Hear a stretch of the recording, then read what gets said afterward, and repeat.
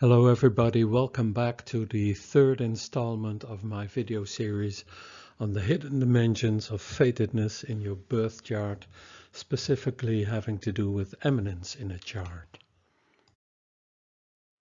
Now, before I address the next issue having to do with eminence, I just want to have another look at this one.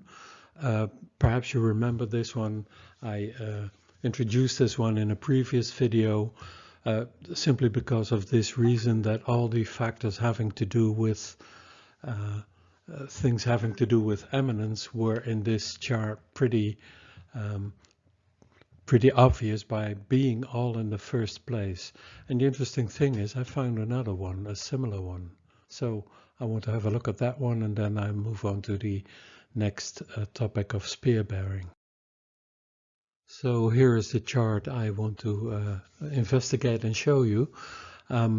This is the chart of a female, and as you can see there's a lot of concentration of these planets in one side of this chart. I believe in modern jargon this would be a wedge pattern, but I'm not familiar with these planetary figures, and I do not use them because I think they're not quite that's important in delineating charts, but I could be wrong, but I never use them. But it's an interesting one. And if you look at the Triplicityrulers, you can see that these are pretty fortunately placed in this chart, because the first one is indeed in the first place. It is Saturn belonging to the second favor, because this is a day chart. The second one, being Mercury, is in the 10th place with the MC, so that's fortunate. And of course this Mercury is also ruled by Saturn itself, Kronos, so that's an interesting combination. And the third one is in a very fortunate house, being the 11th, together with the Sun, with Venus, with the Moon, and of course that is a very strong placement for that is quite beneficial. And you can also see that Saturn is again the domicile master of these planets as well. You can see, of course, that this Saturn is not in the best of conditions, but it's angular and it's pivotal. So according to the basic rules of eminence, this is quite a strong position for eminence. So let's have a look at the issues that Valence brought in, the specific lot placements having to do with eminence. And as you can see, that's the reason why I took this chart as an example, as a further example, because it's very similar to the one that I showed before, which was from very ancient times, and this is a modern one. So you can see that Fortune and Spirit are together with bases in the first place, together with the first triplicity ruler. And you see the ruler of the exaltation, which is in the twins, is Mercury, which we find in the 10th place. Now when we look at the evaluation that Valence used to do for eminence, then we see this one. And that's quite amazing. There are no less than 11 of the eminence indicators that Valence used. And I must say I've never seen a chart quite like this before in modern times. So one must assume that this is a very eminent person. And this is her. She was the former Queen of the Netherlands. And as you can see, that is a very beneficial chart for eminence, but also for a strong position in society. So that I couldn't withhold that, because it's such an overwhelming example of eminence factors having to do with the way that Valence evaluated these things. So that's quite amazing, but I'm happy to share it with you. Okay, so let's get on to the next topic having to do with eminence. So now we finally come to the topic, the issue of spear bearing. As you can see, spear bearing has a lot to do with protecting people. So it's sort of your own bodyguard, and it has a lot to do with eminence, simply because when the lights are protected by spear bearers, then the chance of being eminent and perhaps even famous or very important in society, even if you're not that well known, has a lot to do with spear bearing. So these are the general things that spear bearers do. They protect the lights from harm and filtered aspects that are offered to this light, to these two lights. So they can be seen as the bodyguards for the king or the queen. The older translation was attendants, but that's a bit of a that's not so martial in the sense of Aries, the planet that is a warrior protecting the king or the queen. So I think spearbearer is a very good word for that.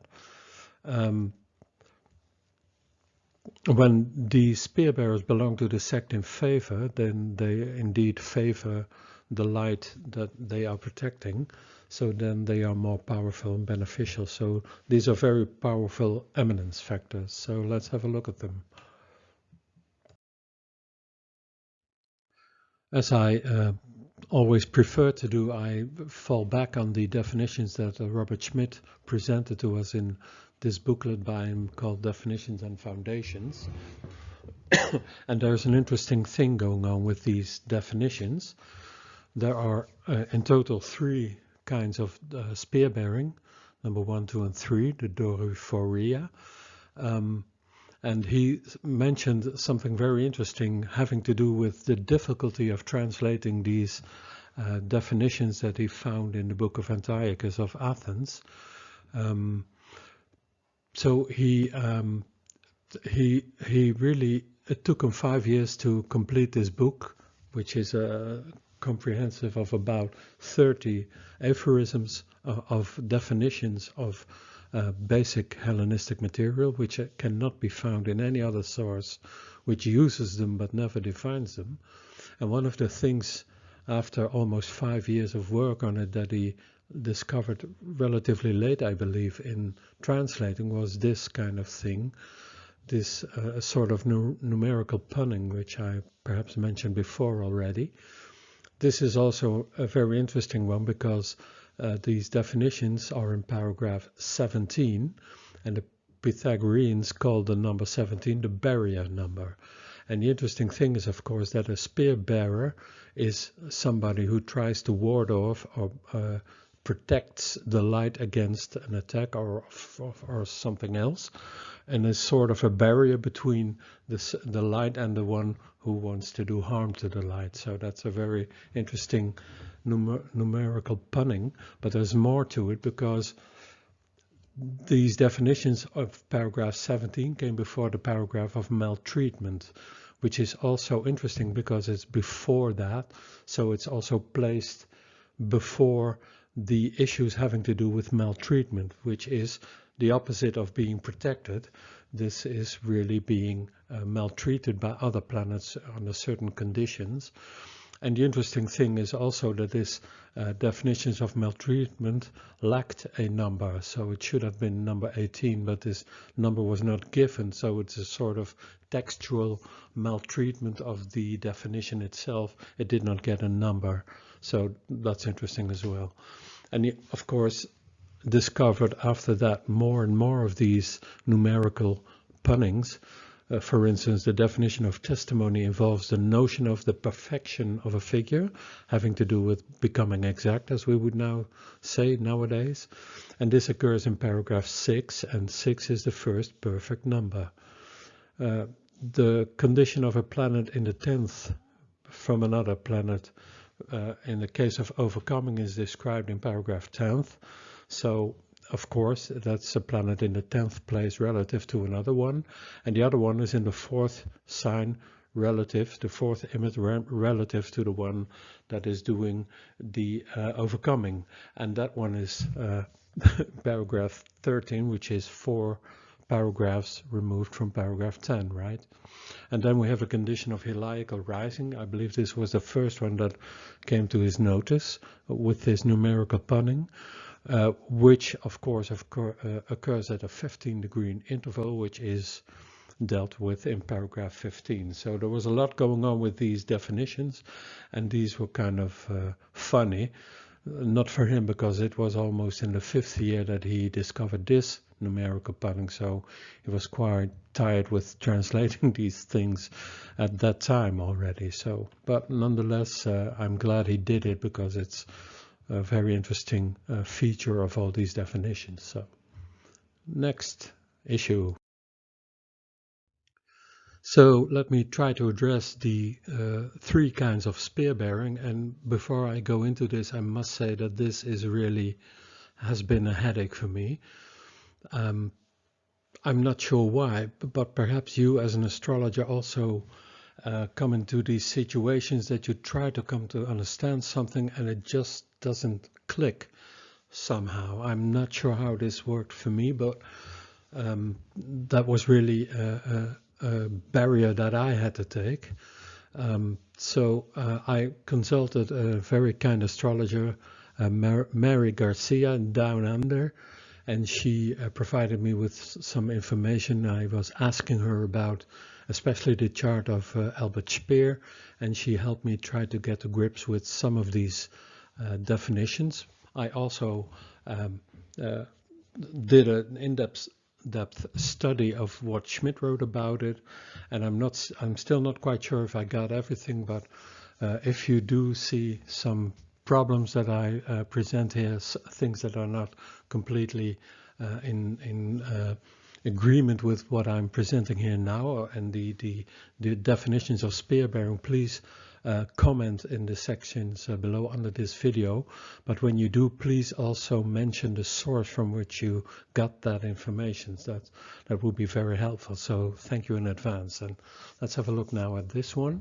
I will not go into depth in these things. You must study these things on your own, because when I try to do that, I will bungle up and be ever more confused, as I sometimes still am, but let's have a go at it. So some of the principal things is that it's about the light. That's the only ones that I will be addressing in this video, but it can also be simply a planet which is strongly placed in the four pivots. But ideally it's the sun and the moon, because then we are really talking about eminence, and the other one is simply about protection of a certain planet, having to do, of course, when it's in a pivot, might induce some eminence, but not necessarily. So we're talking about the lights. In this case, they need to be in their own domicile, so the sun in the lion and the moon in the crab, or the sun in Aries, its image of exaltation, and the moon being in the bull, which is its image of exaltation.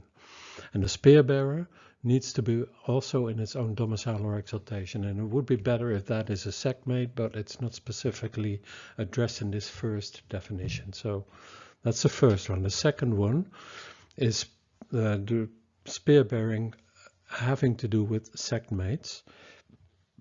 So again, the planet is the sun or the moon, being in this case specified to the ascendant and the first and the MC, and they now need not be in their own domicile, but now they must be protected by a planet being a sekhmate. And the interesting thing is, I'm not sure where I found this, but another source called these sect members partisans, which is a very good word, I think, for what we now call sekhmates. But okay, be that as it may. So that's the second one, and the third one is simply by physical proximity. So the planet protected must be in the rising image or the MC, or the 10th place, which is the whole sign place. This planet need not be in its own domicile or exaltation, but in this case, in these examples, I'm trying to figure this out for the sun and for the moon.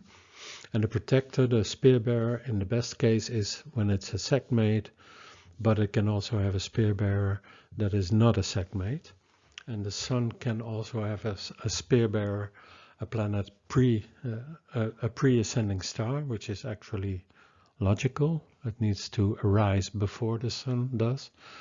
And the moon by a pre-ascending star within 7 portions. So when the moon, there is a planet where the moon is separating from, but it's within 7 portions, that means that it's pre-ascending, then it also is a spear bearer. And in this case, even the sun and the moon can be spear bearers for the sekhmates when these are pivotal.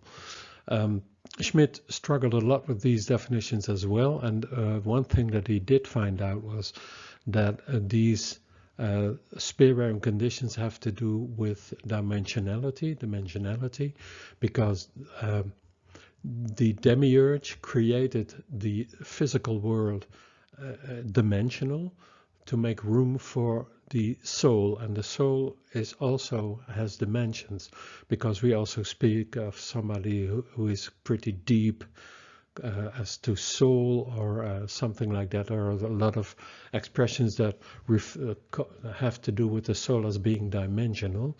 He's a deep soul, he's a deep thinker, etc., etc. And the interesting thing is that all the different ways in which spearbearers can protect the light have to do with directions. So they must, in the best case, need be protected from above, from the front, from the back, from below, from the left, and from the right. And Schmidt really made a case for that being addressed by these three different meanings of spear-bearing. I will not go into that because, again, that's quite a headache for me to try to come to grips with all that, but nonetheless it's interesting. So what I will do now is try to simply use the chart of Albert Speer, the Nazi who got away with trying to find out how this is working in his chart and how it shows the protection that he had. Well, it's clear. Schmidt also said that there is a great deal of textual confusion in most of these texts addressing the issue of spear-bearing, which with also a considerable amount of inconsistency in content from one text to the other. And Schmidt compared the definitions of four authors: Antiochus of Athens, Porphyry, Hephaesio of Thebes, and Rhetorius the Egyptian. Now, all authors make it explicit that this kind of spear-bearing involves striking with a ray, in which the slower one strikes the faster moving one with a ray. So that's important to keep in mind. But let's have a look at the definitions in short, and I will try to address them for this chart. Let me first define them. So the first case in spear-bearing for Helios the sun is the ones that are preceding him bodily, pre-ascending before him in the diurnal motion. So they must follow it in zodiacal order. So in this small picture I've shown the portions that are really rising before the sun, Helios, and they are zodiacally and portionally behind the sun, simply because they are further back in the zodiac. So he moves portionally away from them. Okay, so, and the second one has to do with Selene, the moon. The planets spear-bearing for her must be post-ascending her in the diurnal motion, which always means that they are before her zodiacally. So she is moving towards them. That's very important to keep in mind. So, and these are the general principles of having spear-bearers, and I think they are more generally known. And of course, the third factor is that planets casting their rays before Helios and behind Selene in the same distance. I will show this in the examples. And the range of these planets casting rays is up to a trigonal figure, according to some, for Helios. Some say it can only be tetragonal, which is a square aspect, and up to a hexagon, which is a sextile aspect for Selene. So that's interesting. It's very, this is about whole sign places. And it's very important to keep this in mind, that this is how they were defined, these principal configurations, simply by the images, the signs that they are said to have between them. For instance, a trigonal figure, which is a trine in modern parlance, is between two signs, planets between who are in two signs, but there needs to be an interval of 5 images, signs. They're apart 5 signs from each other, with 3 intermediate signs between the pair of signs where these planets are found, etc., etc. So the interesting thing is that what is stressed here is the numeration of figures, the interval of one or more signs between the pair of planets in question. And why do I mention this? Because we're now talking about whole sign places, and it's very important to understand that this was Schmidt's refutation of the modern notion that aspects are a principle of location and movement of the planets, and or they are portionally based. So that is nowadays seen as the concept lying behind the concept of aspects and configurations, which is not true simply because they are also always defined by the number of images between the two planets. So that's an important thing to keep in mind, which are the regular polygons inscribed into the circle of the zodiac. They are never defined otherwise. So that's important. So we have to do with whole sign places which are between two planets, and you can have also aspects between planets which are in a much smaller amount of degrees. So that's simply a technical thing. The interesting thing is that planets, of course, that are rising before the sun are heliacally rising, and the sun is moving away from them. And the interesting thing is that past the trigonal figure, which is the trine figure, then they slow down, because this is, of course, having to do with the slower planets. When the sun moves further away from them than the trine figure, then these planets, the outer planets, slow down and turn retrograde. And they become also, in the end, opposite to the sun, so opposite Helios, which, of course, with the exception of Mercury and Venus, who are too close to the sun. But that's an important thing to keep in mind, and having to do with the strength of these planets, simply because there is also, we know, of course, the phases of the moon, but there are also phases in relation to the sun which have to do with the strength of planets. So whenever they are conjunct the sun, they have lost their power. And when they're closing the sun, or rather the sun is closing them, they are losing that power, because they will become combust in the end, and first under the solar beams, and then they are weakened, and when they are through the Casimir phase, then they grow stronger, simply because the sun is moving away from them, and they are sort of seen as rejuvenated. You can compare this to the moon phases, of course. So, okay, this is the principal significations of the method of finding the Spearbearers. So let's have a look. So having a look at Albert Speer, the Nazi who got away, let's investigate the sect light, because this is a day chart. So we start always with the sect light in favor.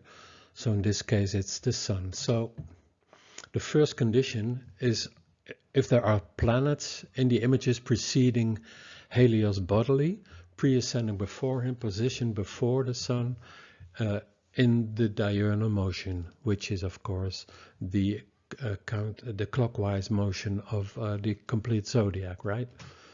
So if we check that out, yes, we can see a planet there, which is Saturn, and indeed it is rising before the sun, and portionally the sun is moving away from Saturn, and when that happened 7 days before this chart, then this planet is extremely strong, because Saturn then is within the portions of these the period of these 7 days. So that's a very strong implication. The second one is, of course, or there are many more, but these are 4 of the more beneficial ways in which this planet favors and protects the sun. So he's of the sect in favor. This is a day chart which has Saturn and Jupiter, of course, as the sect mates, and perhaps Mercury as well. Saturn is, of course, in his own places, his favorite domicile of the water pourer.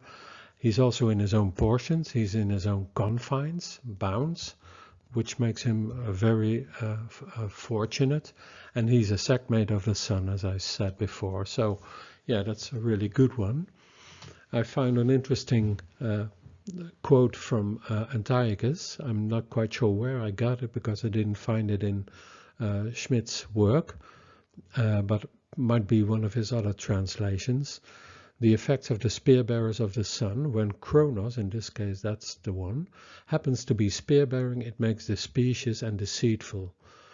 That's very appropriate because, as I've shown in the previous videos, the reason why Speer got away with it all was that he was fabulating his own story about what had happened to him in Nazi Germany and how he was sort of accidentally involved with all that, but not seriously involved in it, which was quite a deception, and he got away with it. So yeah, in this case it really is interesting that it's this Saturn that is his spearbearer, and that's protecting him. So the deceit and the speciousness of this planet was protecting the sun, so in a certain sense. And that which is conducive to happiness, I'm not quite sure what this refers to, but it might refer to the things that Kronos is happy about, which has to do with him being an architect perhaps, and many possessions from the father. I'm not sure how this functioned in his life, but this of course has to do with the Sun and Saturn both being indicators of the father in a natal chart. So here we have the first definition of spearbearing, and it's quite appropriate for the chart of Albert Speer.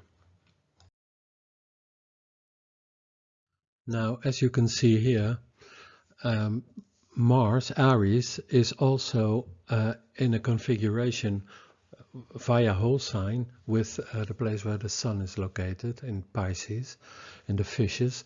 So, and he's also pre-ascending the Sun, Helios, simply because he's rising. He rose before the Sun at dawn.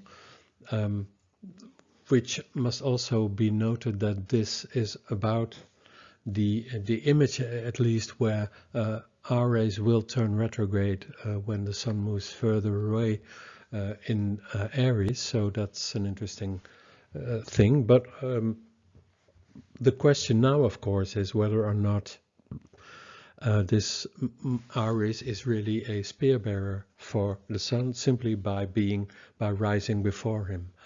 So is Mars a spearbearer for Helios? I'm not sure. In the sense that you can see here, there's an interval of 3 intermediate signs, so that's of course logical. And Mari Garcia instructed me and told me, which was pretty helpful because I was really confused about all this, that as a rule of thumb, I was told by her that only planets rising before Helios in the same image or the image before it can be considered spearbearers. I'm not quite sure if this is really the length and breadth of it, but I'm taking it as my clue, trying to figure out what's going on here. So I take this to refer to configuration and aspects as well. So I'm looking for planets casting rays in the image rising before the Sun, and that is indeed the case here with this Mars. Yes, Mars is indeed casting a ray in the image which is rising before the Sun. So yeah, in that case, this is a spearbearer for Helios. And even though it is a malefic, not belonging to the sect in favor, so that's a spearbearer for the Sun as well. And you can see that Mars, even being out of sect, is in its own image, so it's in its own domicile. So that's a very strong and forceful Mars. Quite good as well, because it's in its own image, save for the fact that it's not of the sect in favor. So this might be inducive of certain problems accompanying this Mars.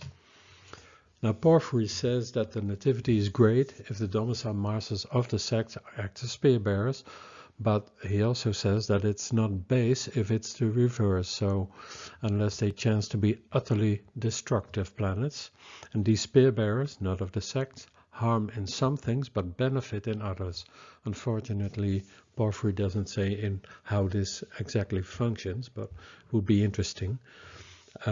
For an effect, no star conducting business in its own domicile or exaltation is without beneficence. So yeah, this is also a protective planet, being it's somewhat impeded perhaps in some areas, but yeah. Interesting thing is that I said this in a previous video, that he died when he was in London, when he was on his way to his mistress. That's perhaps an interesting downside of this Mars being in the 5th place. So again, Antiochus says that the effect of the Spearbearers of the Sun when it comes to Aries, he makes the manly, the hot, the bold, the reckless, the violent, the terrible, and the abject in the things being accomplished. Yeah, I'm not quite sure how hot-headed he was, or bold or reckless, but he was really bold and reckless, and in the fabulation that he accomplished in dismissing all the things that happened in the Nazi reign, and him being an innocent bystander, sort of. So that's perhaps this effect of this Mars, this Aries being a spearbearer for the Sun. But again, a planet protecting the Sun, and protecting it perhaps from violence. It didn't prevent, for instance, him being imprisoned, sentenced to 20 years imprisoned. But nonetheless, this Mars was not used to put him to death, as many other high-ranking Nazis were.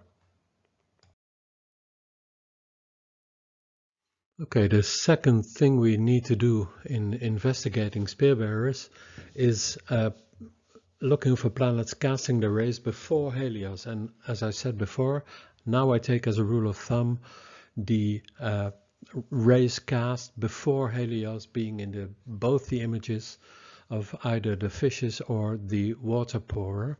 So let's have a look. That's this range. Of course, these are the rays that are cast behind him zodiacally. So we have these planets, which is quite a lot. You can see that Venus casts a hexagonal ray into the 9th degree of Pisces. Jupiter does so to the 2nd portion of the fishes.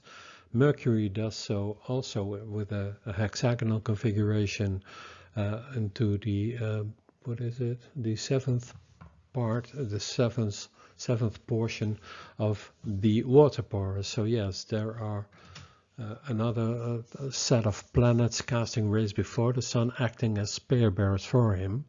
And again, these are the planets which are also quite strong in this case. We saw Aries Mars already being in its own domicile of the Scorpion, Venus being in its own domicile of the Bull, and Saturn being in its own domicile of the water pourer. So that's quite an impressive number of spearbearers, right? And don't forget, the number of spearbearers can be an indication of how high in a certain society a person can rise. And of course, in Nazi reign, this fella Speer was really high up in the hierarchy because he was a close ally of Hitler, was a sort of a favorite of him, because they were both very interested in architecture, etc. So yeah, this is a very good spear-bearing situation for Mr. Speer. Now, even though it's customary to first look at the sect light, which is in this case the Sun being in the the fishes above the horizon, so this is a day chart, it's also customary to also check the spearbearers having to do with Selene, the moon, which all the ancients did. I will show some examples further on. And then you will see that they are both taken into account for persons of eminence. So this is the hexagonal figure, an interval of 3 signs between 2 planets, in this case Selene and Aries, and you can see that there's only one image between them. between the pairs. So this is a hexagonal figure of a planet rising after the moon, after Selene. So in that sense, the whole sound place location of this planet suggests that it's indeed a spearbearer for Selene. Now, if you're confused or worried about the portional degrees between them, which is almost 21 degrees between them, which is quite a lot, then you might be perhaps be happy about the fact that the ray that that Aries Mars is casting in the direction of the moon is the place in the Virgin itself at 23 degrees, and the moon is moving towards it. So in that case, in that sense, you can still say Mars is spearbearing for the moon. So that's protecting the moon in that sense. So that's a pretty good one as well. So now the second thing we need to do for Selene, the moon, the other light in this chart, is to figure out whether or not there are planets casting rays behind the moon, behind Selene, up to a hexagon. So that would be in this location. So whenever planets are casting rays in this section of this chart, then you can say that they are spearbearing for Selene. So let's have a look. Well, the first one, the first two are both Venus and Jupiter. And they cast their rays in the image of the Scorpion, which is a location where the moon is moving towards. So this could be a case of spearbearing, but I'm not sure because it's by means of an opposition, and I'm not quite sure whether or not an opposition is really capable of being spearbearing for a planet, even though one of them is a segmate of the sec-light itself, Jupiter, and the other one is a trigon mate of the moon herself, being an image of the Earth triplicity. So I'm not sure about that. So if you do know anything about it, please let me know. And again, mention the source where you got this from. The other one I will treat of this in the coming slides. Both Jupiter and Venus are doing something which is very interesting, and I will address this, but they are indeed involved in the moon. And the next ones, two of them are of course Mercury, Hermes Mercury, and Helios the Sun. Again, they cast a ray before the place in the zodiac where the moon is Selene is moving towards, but again, can this be taken as spearbearing when these planets are casting an opposition? I'm not a diametrical opposition, I'm not quite sure, so I will leave it at that. And then of course we have also Saturn, which is also in a sort of an opposition, but he doesn't count at all because he is not casting a ray in front, zodiacally in front of the moon, but is casting it behind her, so she moves away from that portion, so Saturn cannot be seen as being a candidate for spearbearing for the moon, for Selene. So that's how this needs to be evaluated, I think. But again, if you have other opinions and you can show them to me by means of a quotation or a source where you got it from, please let me know in the comments section of this video.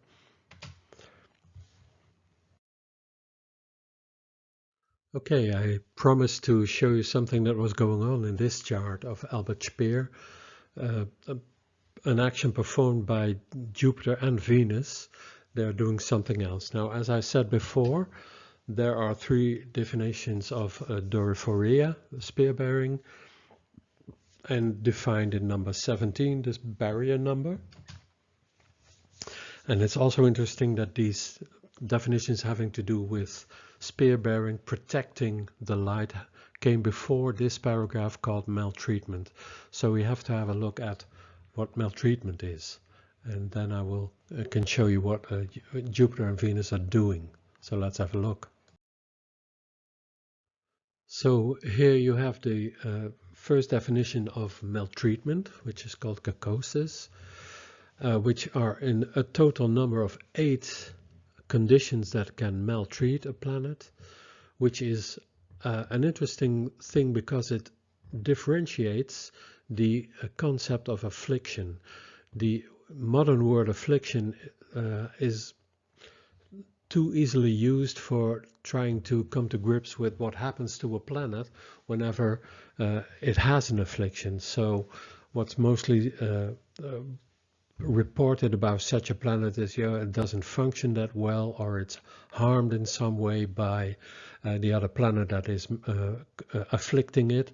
But the definitions of maltreatment are very varied, and they are really quite specific in how they maltreat another planet. So you can say that a planet can be oppressed, which is something different from a planet being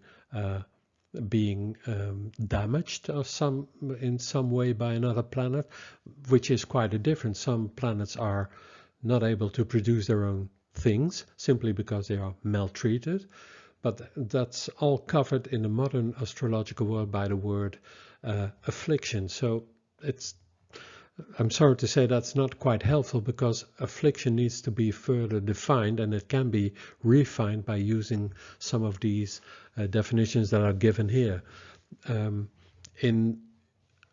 believe it's Schmidt's tutorial on the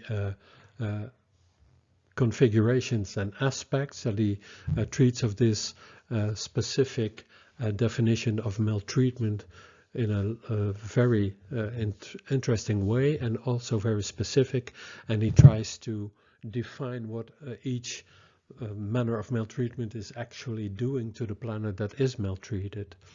I will not go into this further, perhaps it's something for another video, I'm not quite sure. But the interesting thing is, maltreatment is defined, but bonification is not. And of course, then it's quite logical, according to Schmidt, and I quite agree with him, that you can alter these definitions in such a way that they refer to bonifications. And this is how we did it. So these are the bonification conditions. They are not given, but they are implied, of course, in these definitions that are given under maltreatment. So there's bonification whenever some star is struck by the ray of a benefics, more than one, 2 benefics, or is enclosed by them, or is engaged in a conjunction, so the planet is moving towards the benefic, or is in an adherence with a benefic, which is an applying aspect within 3 portions, or it's diametrically opposed by a well-positioned star, which is in this case, of course, a benefic, or is overcome by a well-situated benefic star, or has a well-positioned star as its domicile master, and when it is itself pivotal or in places conducive to business, etc. And they are defined here. So I'm moving on to this chart. Please study this because it's very interesting, and perhaps I'll come back to this later, but now I will illustrate how the chart of Speer has a bonification going on in one of these conditions, or rather 2. So there is indeed bonification going on in this chart of Albert Speer, because what you can see here is that the moon is is enclosed by the rays of Jupiter and the rays of Venus, because Mercury is not in the picture here, simply because it's an aversion to Selene. So yes, indeed, you can really see that this is a bonification for the moon. And it's of course interesting that the moon is the ruler of the first place, so it's representing Albert Speer in his own chart, as it were, and that's a very strong manner of protection. So yeah, this is quite a bona fide moon, of course, because it's much helped against any sort of confliction, I think, affliction. So, and there's another one, which also has to do when a planet is overcome by a well-situated benefic star. And of course, Venus and Jupiter are benefic stars, and they are in a trigonal configuration with the moon. Might be that because the moon itself is separating from the aspect. That's also an interesting one, simply because an aspect is something that a planet is doing with another planet, as opposed to a configuration which is by whole sign, which has to do with an attitude of a planet towards the other one, or to each other.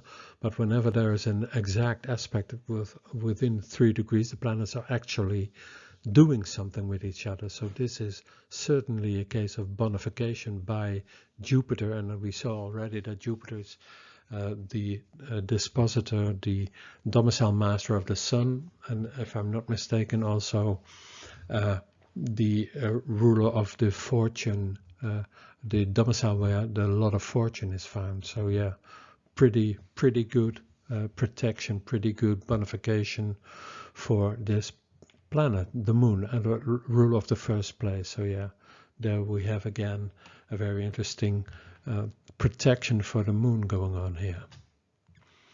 Now Porphyry says every star situated in a trigonal or tetragonal or hexagonal figure on the right overcomes one situated in the figure on a well-named side, for it goes towards it. This might be some of a discussion, because the moon of course is moving away from Jupiter, and the moon itself is moving towards Venus. So the question is, who is bonifying who? But I think it's in this case of course the moon being bonified by Venus, who is very powerful also, and very beneficial by being in her own image. So that's quite interesting. Now that I have treated of the way in which you can inspect a chart, trying to find Spearbearers for both of the lights, let's have a look at how the ancients judged such charts and judged the finding of Spearbearers and how they functioned in a chart. So let's have a look.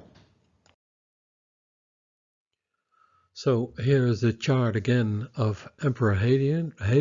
I'm doubting if I treated this one before, but this is the chart of Emperor Hadrian, which was talked about in the booklet translated by Schmidt, the fragment having to do with definitions and foundations, in which he presented the 3 or 4 example charts given in ancient sources. And this is him, this is Emperor Hadrian, and this is what Antigonus said about it. He investigates the reason why he was subject to these events in the following manner. The events, of course, were mentioned before in the translation, but I will only go into the things having to do with spear bearing. So this is the first place, of course. Of course, he became an autocrat because the 2 lights were on the hour, and especially because Selene was of the sect and conjoining to the hour, portionally, which is to the degree of the ascendant, right? Although it's going to make its morning appearance after 7 days, which is refers to Zeus, which is of course still under the 15 degrees of being under the beams, but within 7 days after his birth, Jupiter will be out of the sun's beams, so that has to do with the morning appearance, and that has to do with the strength, and this is the 7-day period which is used for these principles, right, for this thing going on in this chart. And he also said, since the Spearbearers of these stars were themselves found familiarly, which is the planets rising after Selene, of course, which is Venus, Aphrodite, which is in its own exaltation in the fishes, and Aries assuming a position in its own trigon, because Mars is a triplicity ruler of the image of the fishes, and he is in his own portions, which has to do with the bounds where Mars is, and both therefore being in their own places and ascending after Selene, which is the reason why they are the Spearbearers for the moon, which is of course very fortunate in this chart. Well, this is has been an emperor, right? So that's somebody who is eminent. And in addition, the Lord of the Cosmos, Helios, again, they always research both lights, even if it's not the sect light itself. The Lord of the Cosmos, Helios, acted as a spearbearer to Selene, simply because he was in the proximity, which is definition number 3 in the spear-bearing definitions. Being a spear-bearer for Selene, being in a portion next after it. And Helios itself had Kronos as a spear-bearer in its own domicile. You can see it in the 12th place, which does not matter a lot, I think, for the Eminence, even if it's in the 12th place. In this case, it's a spear-bearer for the Helios, the sun, so that's good. And it's in its own domicile of the Goathorn one. And Hermes being there as well, both being at a heliacal morning arising. As you can see, the sun moves away further down into in the water pore, and the Mercury and the sun, of course, are both coming further away from the beams of the sun, so they are heliacally rising, which makes them very strong. And this is, in this case, spear-bearing. In this case, being in the 12th place doesn't matter, simply because it's a very strong position for these planets to be protecting Helios. So that's an interesting example. Another nativity mentioned in the same fragment translated by Robert Schmidt is this one. And Levente Laszlo of the Heroi Project mentioned that it might have been Acilius Attianus, a politician under Trajan's and Hadrian's rule. So perhaps a person well known in those days, so an eminent person. So this is what he said about it. The one having the stars so situated will be distinguished among the distinguished, a man of authority who punishes many. That's an interesting phrase. And he was very wealthy because of the trigon with Kronos and Zeus and Selene being in it, which is, of course, in this case, in the air-like trigon, in a sense, not specifically having to do, I think, with eminence, because we're not quite sure where the lot of acquisition is, which place is the lot of the acquisition. The place of acquisition having to do with wealth, etc. It might be that it's in one of these air-like images. So in that case, that would stand to reason. But of course, both Saturn and Jupiter were always considered planets having to do with extreme wealth when the chart so indicated, or when a person was very eminent. So perhaps this is just simply having to do with that. So, okay. But they also say one who is not unjustly accused because of the position of Ares and Hermes upon the midheaven, both being under the beams. There you see something having to do with both planets being sort of malefic, because it's said that Mercury is good with benefics and bad with malefics at the same time. That's a very important addition to that statement. So Mercury and Venus is perhaps good for what happens to this person, and Mercury with Mars is difficult because Mercury assists both. Mercury is common, which has to do, it doesn't choose sides, I guess. So Mercury is malefic with malefics and benefic with benefics in the same chart, so whenever there is a configuration. So that's an interesting thing to take into account. And he was distinguished because of the 4 stars that chance to be in the midheaven, of course, and because of the prenatal concourse, which is the syzygy, the prenatal lunation before a birth, and we can see that it's here in the 10th place as well. So yeah, for no small power occurs with the prenatal concourse whenever it chances to be upon a pivot, especially the hour marker, the ascendant, and DMC. So that's what Antigonus says about this chart, which also has very strong and powerful spear bearers, but there's more. So Antigonus continues, the same chart. Now, since Helios is upon its own exaltation, sun is of course in the image of the ram, upon the midheaven, and has as spearbearers the stars ascending before it in the same image, which in this case is Mars, Venus and Mercury, but also Zeus, because as you can see, Zeus is in the hexagonal image before, rising before the Helios, of course. The reason why I am a bit stammering is because I see that this is really a sextile, so this counts as a spear-bearing planet as well, and the hint I got was that it in the image of the Helios itself and the image rising before it, but now you can see that also the hexagonal figure rising before the location of Helios is also considered a spear-bearer. So that's interesting. Up to the pre-ascending tetragonal position, which would be the bowman in this chart. So this is still under discussion for me. But this theme was rendered splendid, perhaps, and very notable, of course.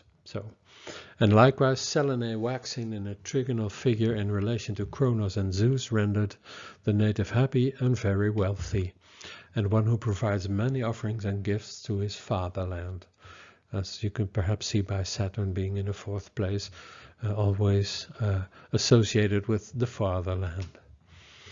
And let this not escape your notice, nor that with most of the stars in their own images or places, it contributes to making dignified and notable men. And Laszlo translated a bit differently, high-ranked and outstanding men. And please note that in the chart of Albert Speer, you could see that many of the spear-bearers were in very good condition and in their own images and their own places. So that is one of the reasons why he got away with it. Nasty Nazi. So this was it for this 3rd video on the topic of eminence, or a hidden factor of fatedness in your chart, perhaps, or the chart of famous persons. Again, thank you for listening, and I hope to see you next time. Next time I will address the interesting issue, because that was the reason why this complete series started in the first place, is can we see, or how do spearbearers protect the native and harm bystanders, innocent bystanders often? So that's an interesting topic to investigate. So I hope to see you next time, and please spread the word about these videos. More videos can be seen on my channel, and the next slide will show you which topics are treated on that channel. So again, thanks for listening, give it a thumbs up, and I hope to see you next time. Bye.